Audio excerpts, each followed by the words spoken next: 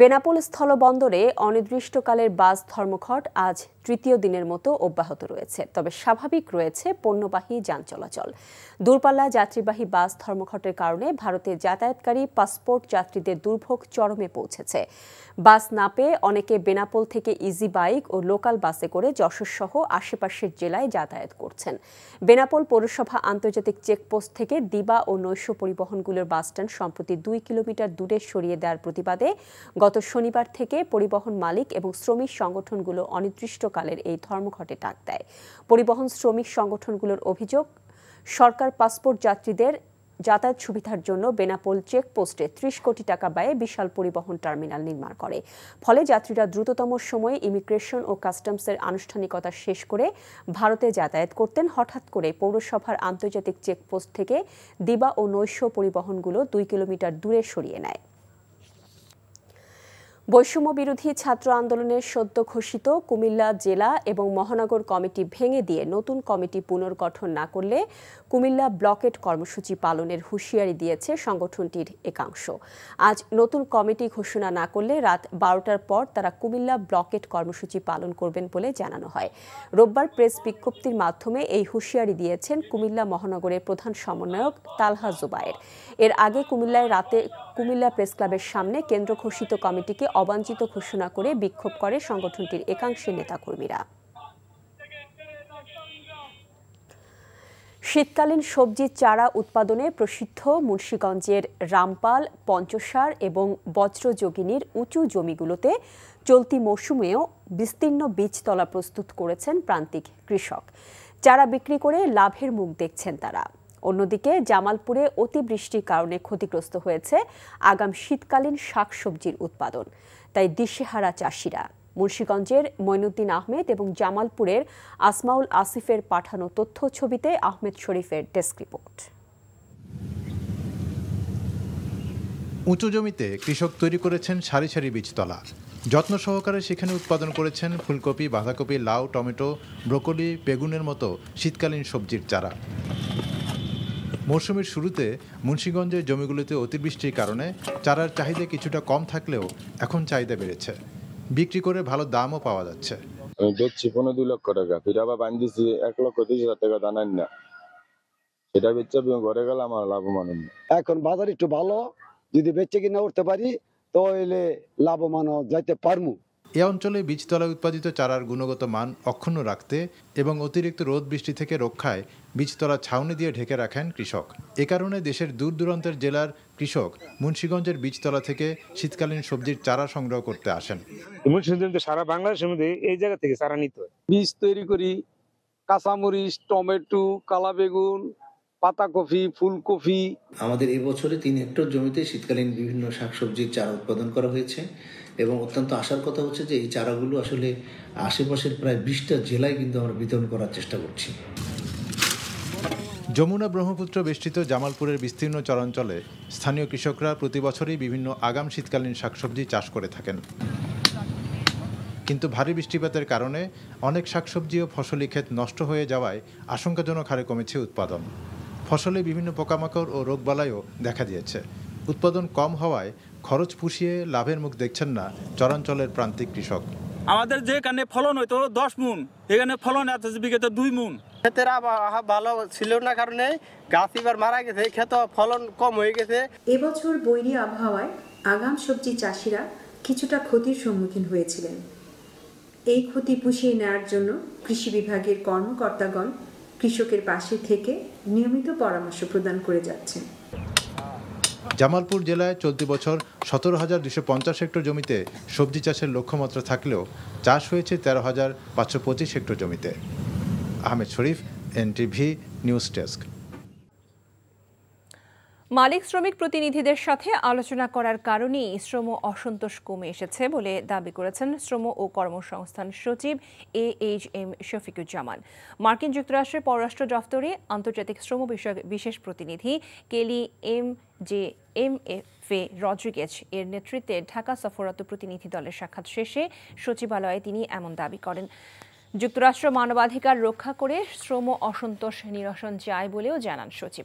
শ্রমিক ইস্যুতে যুক্তরাষ্ট্রের দেওয়া 11 দফা বাস্তবায়ন হলে জিএসপি সুবিধা ফিরে পাওয়ার পাশাপাশি বাংলাদেশ থেকে সে দেশে রফতানি হওয়া পণ্যের মূল্য বাড়বে বলেও আশা প্রকাশ করেন তিনি। 2025 সালের মার্চের মধ্যে শ্রম আইন সংশোধন করার বিষয়ে আইএলও-এর সর্বশেষ সাধারণ সভায় বাংলাদেশ প্রতিশ্রুতিবদ্ধ বলেও জানান শফিকুজ্জামান।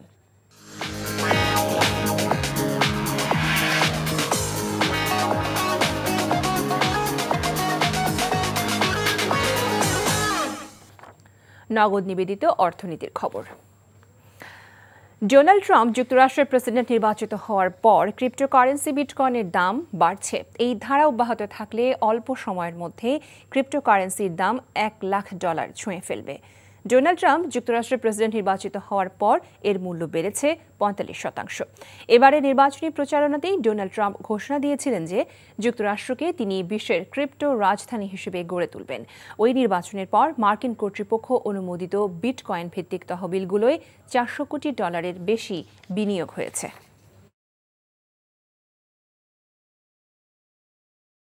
বিনা সুদে ঋণ দেওয়ার কথা বলে কয়েক হাজার মানুষকে রাজধানীর শাহবাগে নিয়ে আসে অহিংস গণ অভ্যুত্থান আন্দোলন নামের একটি সংগঠন।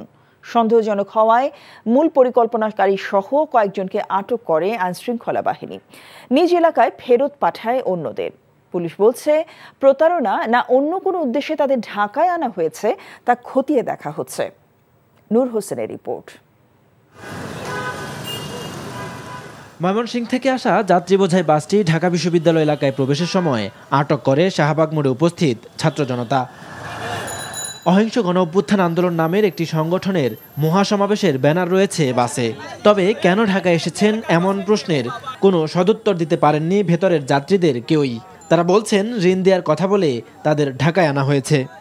লোক আছে সামনে, আর আমরা তো জানি না, আমরা মুসলমান লোন দিব ওই মহিলাটা জানছে কিসে বলে সংস্থা এর থেকে টাকা দেবে, আমরা যার যে পরিমাণ ঋণের এরকম ভাবে দেবে। আসছি তো ওই জন্য নিয়ে আইছে আঙ্গুরে, কে লেগে নিয়ে আইছে এটা তো সঠিক আমরা জানি না। কত টাকা দিবে এটা সঠিক বলতে পারতেছি না। মানে ঢাকায় আসলেই টাকা দিবে এটা বলছিল না, আসলেই টাকা বলবো এরা বলছে না। সাধারণভাবে আমরা যেটা শুনছি আঙ্গুর নিয়ে আইছি, আমরা আইছি, আমরা তো এছাড়া কিছু জানি না। শাহবাগের প্রত্যক্ষদর্শীরা বলছেন সোমবার ভোররাত থেকে বেশ কয়েকটি বাসে এভাবে কয়েক হাজার মানুষকে ঢাকায় আনা হয়েছে। বলছে যে আমাদের যারা ব্যবসা করবে গরু কিনবে গরু কিনে দিবে, যারা গাড়ি কিনবে গাড়ি কিনে দিবে, ওরা আয়ের ভিত্তিতে কিস্তি নিবে, কোনো সুদ নিবে না। তাদের গাড়ি আসছে তাই আমরা দৌড়ছে আটকাইছি। আটকানি পরে তারা বলল যে সরকার থেকে নাকি $1,00,000 করে দিবে। এই ঘটনায় অহিংস গণ অভ্যুত্থান আন্দোলনের আহ্বায়ক আবম মোস্তফা আমিন সহ মূল পরিকল্পনাকারীদের আটক করেছে আইনশৃঙ্খলা বাহিনী।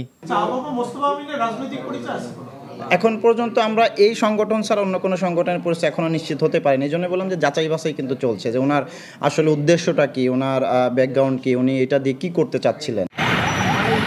এদিকে অর্থের বিনিময়ে ঢাকায় লোক জমায়েতের মাধ্যমে অরাজকতা চেষ্টার অভিযোগে ঢাকা আরিচা মহাসড়ক সহ রাজধানীর প্রবেশ পথগুলোতে যানবাহনে তল্লাশি করেছে পুলিশ। সাভার থেকে জব্দ করা হয়েছে 5টি যানবাহন।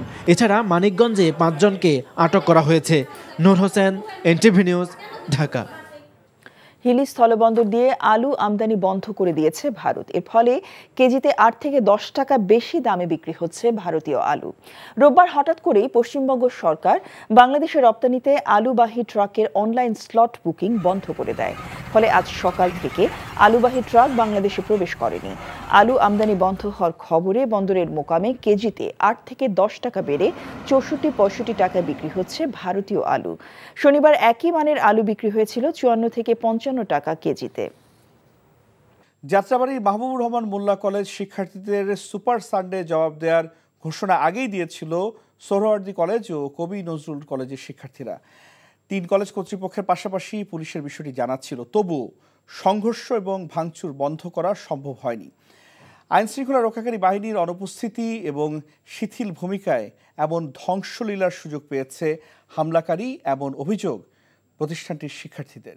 পুলিশ বলছে জনবল সংকট থাকায় পরিস্থিতি নিয়ন্ত্রণে আনা সম্ভব হয়নি। এদিকে ঘটনার পর 8,000 জনকে আসামি করে মামলা করেছে পুলিশ। আরও জানাচ্ছেন নাহিদ প্রিন্স। রাজধানীর যাত্রাবাড়িতে ডক্টর মাহবুবুর রহমান মোল্লা কলেজের বহুতল ভবন, কিন্তু অন্য কয়েকটি কলেজের শিক্ষার্থীদের দ্বন্দ্বে এটি এখন ধ্বংসস্তূপ। প্রধান সড়কের পাশেই 10 তলা বিশিষ্ট ওই শিক্ষা প্রতিষ্ঠানের বাইরের গ্লাস থেকে শুরু করে ভেতরের প্রতিটি ফ্লোরে করা হয়েছে ভাঙচুর। কম্পিউটার ল্যাব, লিফট, ফ্যান থেকে শুরু করে ভাঙচুরের পাশাপাশি লুট করা হয় অনেক শিক্ষা সামগ্রী। ভবনের বিভিন্ন তলায় ছড়িয়ে ছিটিয়ে আছে পরীক্ষার খাতা, গুরুত্বপূর্ণ নথি, প্রয়োজনীয় সব কাগজ। সব মিলিয়ে অল্প সময়ের তাণ্ডবে পুরো কলেজ জুড়ে ধ্বংসযজ্ঞ। নিজেদের শিক্ষা প্রতিষ্ঠানের এমন বেহাল দশা দেখে হতবম্ব ডক্টর মাহবুবুর রহমান মোল্লা কলেজের শিক্ষার্থীরা। কেউ কেউ হতাশ, কেউ বা আবার ক্ষুব্ধ। কেননা এখনই শুরু করা যাবে না শিক্ষা কার্যক্রম। কলেজের যে অনেক কম্পিউটার ছিল, দামি দামি কম্পিউটার ছিল, ওইগুলো সব ভেঙে দিছে। আমরা যে মেডেলগুলি পাইছি, স্বর্ণের মেডেল, আমাদের রবার্ট স্কাউটের মেডেল আছে, আমাদের এই যে ডিভাইডিংয়ের মেডেলগুলি আছে, এগুলি সব নিয়ে গেছে তারা। ভাঙচুরের এমন দৃশ্য দেখে হতবাক শিক্ষকরাও। তারা বলছেন ছাত্রদের এমন আচরণ কোনোভাবেই কাম্য নয়। তবে ভেদাভেদ ভুলে শিক্ষার্থীদের পড়াশোনায় মনোযোগী হওয়ার আহ্বান কলেজ শিক্ষকদের। কিভাবে সোহরাওয়ার্দী, কবিরুদ্দুল বা আরো অন্য কলেজের শিক্ষার্থীরা আইসা সাথে, কিন্তু ওরা কিভাবে আইসা এটা করলো, এটা আসলে এটা ন্যাশনাল ওরা জানে, এটা আমাদের জানা। আমরা তদন্ত কমিটি গঠন করেছি, তিন সদস্য বিশিষ্ট তদন্ত গঠন করেছে। ভিতরে যে ফ্যানগুলো আছে তারা ফ্যানগুলো পর্যন্ত চার্জ নেই, ফ্যানগুলো তারা ভেঙে একেবারে চুরমার করে দিয়েছে। আমরা যাচ্ছি ন্যাশনাল মেডিকেলের একটা চূড়ান্ত একটা দৃষ্টান্তমূলক আমরা শাস্তি দেখতে চাই, এবং এই কলেজে যে দাঙ্গাটা আমরা এটা আর চাই না। এদিকে শিক্ষার্থীদের সংঘর্ষে পর্যাপ্ত জনবল নেই বলে জানায় পুলিশ। ছাত্র এবং অন্যান্য সাধারণ মানুষের বেশে যারা আসছে 15-20 হাজার, তো সুতরাং আমরা তাদের সেখানে ইন্টারসেক্ট করার চেষ্টা করেছি, কিন্তু তারা আমাদের সেটাকে ওভারকাম করে তারা চলে এসছে। আহতের সংবাদ আমাদের কাছে আসছে, কিন্তু নিহত হয়েছে বলে জাতীয় কোনো সংবাদ আমরা এই পর্যন্ত পাইনি। আমরা এটা খতিয়ে দেখছি, তদন্ত করছি, আমাদের তদন্ত অব্যাহত আছে।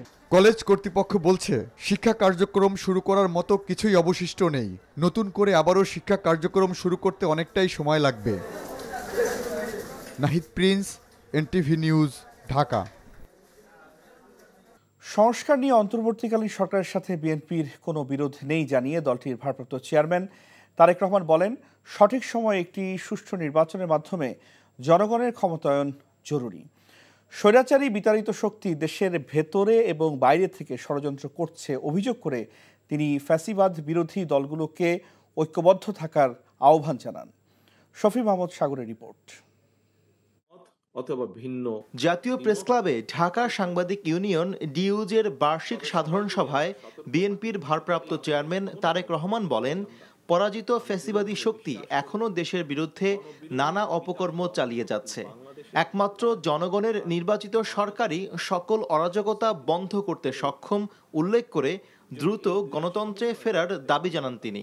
বিতাড়িত স্বৈরাচার এবং তাদের দোসর চক্র নানা কৌশলে আবারও মাথাচাড়া দিয়ে ওঠার অপচেষ্টা শুরু করেছে। অপশক্তি দেশের ভেতরে এবং বাইরে থেকে বাংলাদেশের পক্ষের শক্তির মধ্যে ভুল বোঝাবুঝি সৃষ্টির পায়তারায় লিপ্ত হয়েছেন। সংস্কার কার্যক্রম নিয়ে অন্তর্বর্তীকালীন সরকারের সঙ্গে বিএনপির কোনো বিরোধ নেই। সংস্কার আগে নাকি নির্বাচন আগে, যারা এ ধরনের প্রশ্ন তুলে জনমনে বিভ্রান্তি সৃষ্টির অপচেষ্টায় লিপ্ত হয়েছেন, তাদের উদ্দেশ্য কিন্তু ভিন্ন। ক্ষমতাসীনদেরকে জনগণের কাছে জবাবদিহি করার মাধ্যমে বৈষম্যহীন দেশ গড়ার তাগিদ দিয়ে তারেক রহমান বলেন, ফ্যাসিবাদী শক্তি যাতে ফিরতে না পারে সেজন্য আইনের মাধ্যমে বিচার নিশ্চিত করতে হবে। পলাতক স্বৈরাচার আর তার দোসররা যাতে রাজনীতিতে পুনর্বাসিত হতে না পারে সেই ব্যবস্থা গ্রহণ করাও কিন্তু আমাদের কর্তব্য। এজন্যই যথাযথ আইনগত এবং রাজনৈতিক পদক্ষেপ নেওয়া প্রয়োজন বলে আমরা মনে করি। ভোটের অধিকার প্রয়োগের সুযোগ পেলেই জনগণ তাদের রাজনৈতিক ক্ষমতা প্রয়োগ করে গণহত্যাকারী, খুনি, লুটেরা, পলাতক স্বৈরাচার এবং তাদের দোষত্বকে রাজনীতির মাঠ থেকে বিদায় করে দিতে সক্ষম হবে। গণতন্ত্রের চর্চা জারি রাখার পাশাপাশি সব দলকে ষড়যন্ত্রের বিষয়ে সতর্ক থাকার আহ্বান বিএনপির ভারপ্রাপ্ত চেয়ারম্যানের। শফি মাহমুদ সাগর, এনটিভি নিউজ, ঢাকা। প্রথম কর্মদিবসে নির্বাচন কমিশন সচিবালয়ে ব্যস্ত সময় পার করেছেন প্রধান নির্বাচন কমিশনার সহ 4 কমিশনার। প্রথম দিনেই মতবিনিময় সভায় কর্মকর্তাদের স্বচ্ছতা ও জবাবদিহিতা নিশ্চিতে দায়িত্ব পালনের নির্দেশ দিয়েছেন নতুন সিইসি AMM নাসির উদ্দিন। নতুন দায়িত্বকে চ্যালেঞ্জ নয়, ভালো নির্বাচন আয়োজনের বড় সুযোগ মনে করছে কমিশন, জানান নির্বাচন কমিশনার অবসরপ্রাপ্ত ব্রিগেডিয়ার জেনারেল আবুল ফজল মোহাম্মদ সানাউল্লাহ। নাজিবুর রহমানের রিপোর্ট। দায়িত্ব গ্রহণের প্রথম কর্মদিবসে সকালে নির্বাচন কমিশনে আসেন প্রধান নির্বাচন কমিশনার AMM নাসির উদ্দিন সহ আরও 4 কমিশনার। রাজধানীর আগারগাঁও নির্বাচন ভবনে সম্মেলন কক্ষে মতবিনিময় সভায় বসেন নির্বাচন কমিশনার সহ ঊর্ধ্বতন কর্মকর্তারা। 3 ঘন্টার বেশি সময় ধরে চলা বৈঠক শেষে গণমাধ্যমের মুখোমুখি হন নবনিযুক্ত নির্বাচন কমিশনার অবসরপ্রাপ্ত ব্রিগেডিয়ার জেনারেল আবুল ফজল মোহাম্মদ সানাউল্লাহ। আগামীতে সুষ্ঠু নির্বাচন আয়োজনের প্রত্যয়ের কথা জানান তিনি। সমন্বিতভাবে কমিশন মনে করি মোর দ্যান দ্য চ্যালেঞ্জ, আমরা মনে করি এটা একটা অপরচুনিটি। চ্যালেঞ্জ তো অবশ্যই আছে এবং চ্যালেঞ্জ মোকাবেলা করার জন্যই আমরা এখানে আছি। আমরা এটাকে অপরচুনিটি ভাবছি এই জন্য, জাতি একটা ক্রান্তি লগ্নে এসে দাঁড়িয়েছে যেখানে আমাদের আর কোনো বিকল্প নেই একটা ভালো নির্বাচন করা ছাড়া। নির্বাচনের রোডম্যাপ নিয়ে সাংবাদিকদের প্রশ্নের উত্তরে নির্বাচন কমিশনার বলেন, যথাসময়ে নির্বাচনের রোডম্যাপ প্রকাশ করবে কমিশন। আমাদের যা কিছু কাজ আছে হাতে সেগুলো মিলিয়ে দ্রুত ব্যাপারটা হয়তো রিলেটিভই থাকবে, তবে সবারই তো উদ্দেশ্য হচ্ছে নির্বাচনের দিকেই যাওয়া। যথাযথ সময় ইনশাল্লাহ আমরা সেটা নিয়ে কথা বলবো। এখনই আমার মনে হয় এটা নিয়ে কথা বলার সময় হয়নি। এর আগে নতুন কমিশন গঠনের পর নির্বাচন ব্যবস্থা সংস্কারের বিভিন্ন প্রস্তাবনা নিয়ে শেষ দিনে নির্বাচন ভবনে আসেন গণ অধিকার পরিষদ কমিশনারদের। Najibur Rahman, NTV news, Dhaka.